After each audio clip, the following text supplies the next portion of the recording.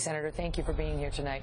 So your reaction to that criticism that this kind of messaging could negatively impact American service personnel overseas? Megan, unfortunately, our enemies, whether it's the Islamic State or the Taliban or Al-Qaeda, don't need an excuse to treat any of our captives terribly. Let me ask you this, because the response by those who are against the Gitmo camp to that argument is, we're supposed to be better than them. We're supposed to have a rule of law. We're supposed to have a constitution, which the Supreme Court has ruled does apply to those being held at Gitmo. Megan, we are better than them. In fact, none of these people at Guantanamo Bay are entitled to those protections. They were unlawful enemy combatants, not wearing uniforms or declaring themselves on the battlefield, fighting among civilians. But President Bush made the decision to provide those protections to them, and the people who are now left at Guantanamo Bay, approximately 120 terrorists, are not innocent goat herders. There's no one there who is not a hardened terrorist. We can't expect our soldiers in the middle of a battle in 2001 to be CSI detectives. They are there to fight and win our country's wars, and that means taking captive terrorists who have a clear, known intent to attack Americans whenever and wherever they can if they're released from Guantanamo Bay. It's this unconventional situation where normally in the course of war, you have a war, you lock up the enemy's prisoners, you take prisoners of war or you kill the enemy, but if you lock them up, then when the war is over, you release them in a prisoner exchange. I mean, that's how it used to go. But this is an unconventional war where it's ongoing. These radical Islamists want to kill us. Do it yesterday, they want to do it today, and they're going to want to do it tomorrow.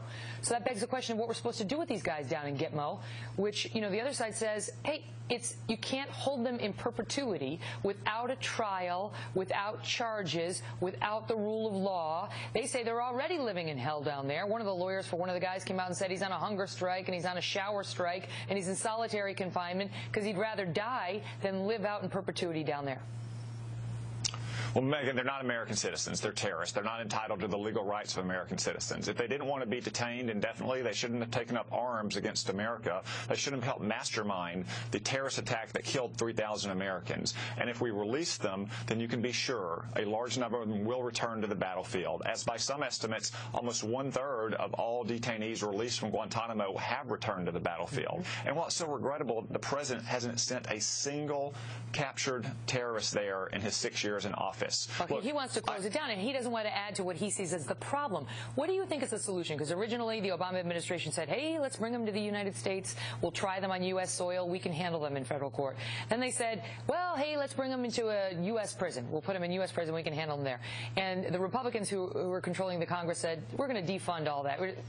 That's not going to happen. We're not going to give you the money to do that. So now it's try them at Gitmo or release them. And the question is, where do we release them to? Half of them were going to go back to Yemen, but now Yemen's in tatters, and Al-Qaeda's basically rising.